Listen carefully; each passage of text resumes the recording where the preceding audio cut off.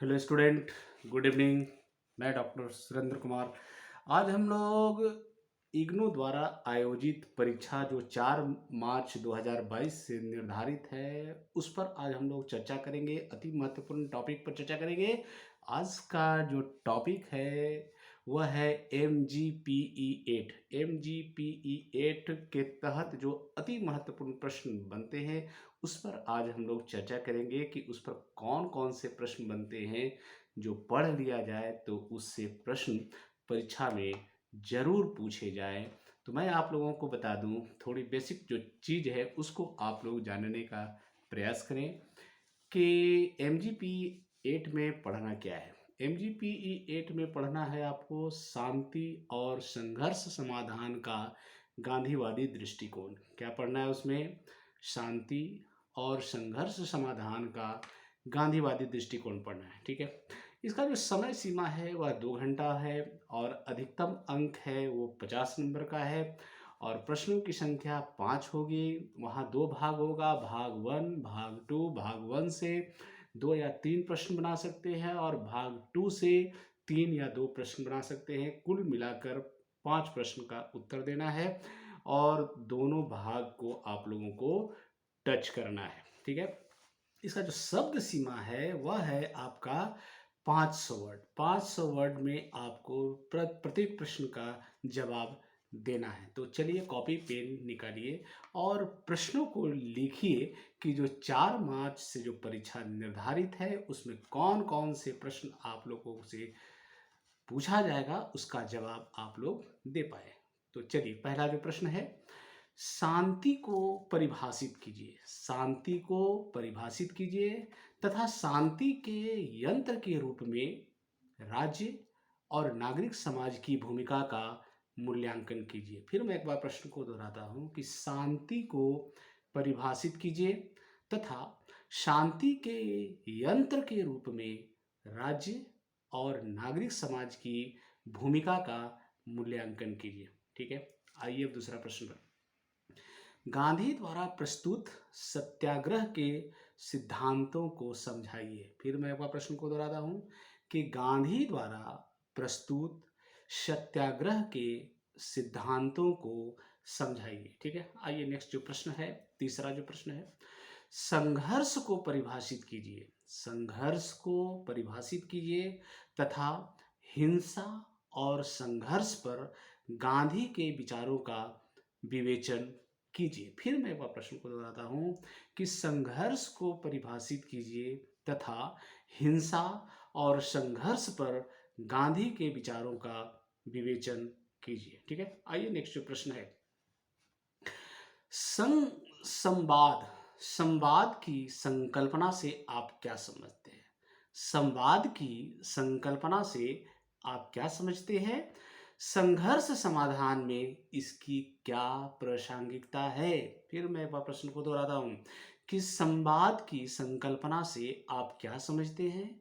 संघर्ष समाधान में इसकी क्या प्रासंगिकता है, ठीक है। आइए अब नेक्स्ट जो प्रश्न है, सामंजस्य की अवधारणा सामंजस्य की अवधारणा एवं अर्थ की विवेचना कीजिए। संघर्ष समाधान में यह कैसे सहायता करता है? फिर मैं एक बार प्रश्न को दोहराता हूँ कि सामंजस्य की अवधारणा एवं अर्थ की विवेचना कीजिए। संघर्ष समाधान में यह कैसे सहायता करता है, ठीक है। आइए नेक्स्ट जो प्रश्न है, अहिंसा और क्षमा अहिंसा और क्षमा सामुदायिक शांति के लिए आवश्यक है। इस कथन की महत्ता को समझाइए। फिर मैं वह प्रश्न को दोहराता हूं कि अहिंसा और क्षमा सामुदायिक शांति के लिए आवश्यक है। इस कथन की महत्ता को समझाइए, ठीक है। आइए अब जो नेक्स्ट जो प्रश्न है, क्या आपको लगता है कि गांधी का अहिंसात्मक तरीका फिलिस्तीनी संघर्ष का शांतिपूर्ण समाधान निकाल सकता है? फिर मैं एक बार प्रश्न को दोहराता हूँ कि क्या आपको लगता है कि गांधी का अहिंसात्मक तरीका फिलिस्तीनी संघर्ष का शांतिपूर्ण समाधान निकाल सकता है? ठीक है, आइए नेक्स्ट प्रश्न को देखते हैं। क्या आपको लगता है कि द्वंद्व समाधान के लिए क्या आपको लगता है कि द्वंद्व समाधान के लिए उपवास एक प्रभावशाली साधक है? फिर मैं आपको प्रश्न पूछता हूँ, क्या आपको लगता है कि द्वंद्व समाधान के लिए उपवास एक प्रभावशाली साधक है? ठीक है, आइए नेक्स्ट जो प्रश्न है, गांधी के जीवन गांधी के जीवन और दर्शन में गांधी के जीवन और दर्शन में अनशन और हड़ताल के महत्व को समझाइए। गांधी के जीवन और दर्शन में अनशन हड़ताल के महत्व को समझाइए। ठीक है, आइए नेक्स्ट जो प्रश्न है, चिपको आंदोलन पर एक टिप्पणी लिखिए। चिपको आंदोलन पर एक टिप्पणी लिखिए। ठीक है, आइए नेक्स्ट जो प्रश्न है, शांति सेना क्या है? शांति सेना क्या है? संघर्ष के समाधान में इसके क्षमता को समझाइए। फिर मैं एक प्रश्न को दोहराता हूं कि शांति सेना क्या है? संघर्ष के समाधान में इसके क्षमता को समझाइए। ठीक है, आइए नेक्स्ट जो प्रश्न है, गांधी ने क्यों अपना मिशन और यात्रा गांधी ने क्यों अपना मिशन और यात्रा नोआखली में जाने के लिए किया? कहाँ किया? नोआखली में जाने के लिए किया, स्पष्ट कीजिए। क्या आप इसके तर्काधार से सहमत हैं? फिर मैं वह प्रश्न को दोहराता कि गांधी ने क्यों अपना मिशन और यात्रा नोआखली में जाने के लिए किया, स्पष्ट कीजिए।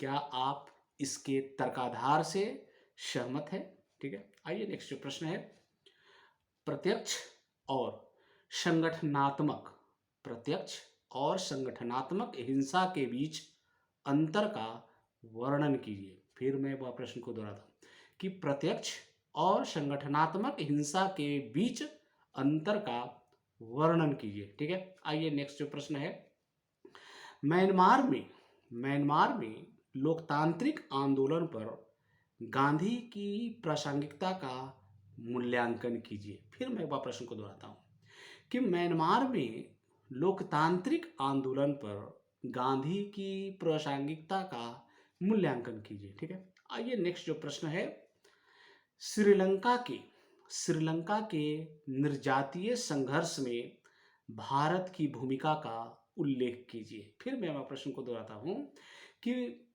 श्रीलंका में निर्जातीय संघर्ष में भारत की भूमिका का उल्लेख कीजिए। एंड लास्ट जो है, सेवा सेवा का फुल फॉर्म होता है सेवा महिला स्वरोजगार संघ। सेवा महिला स्वरोजगार संघ अर्थात सेवा ने किस प्रकार महिला के उत्पीड़न को रोकने का प्रबंध किया है? फिर मैं वह प्रश्न को दोहराता हूं कि सेवा सेवा का फुल फॉर्म होता है सेवा महिला स्वरोजगार संघ।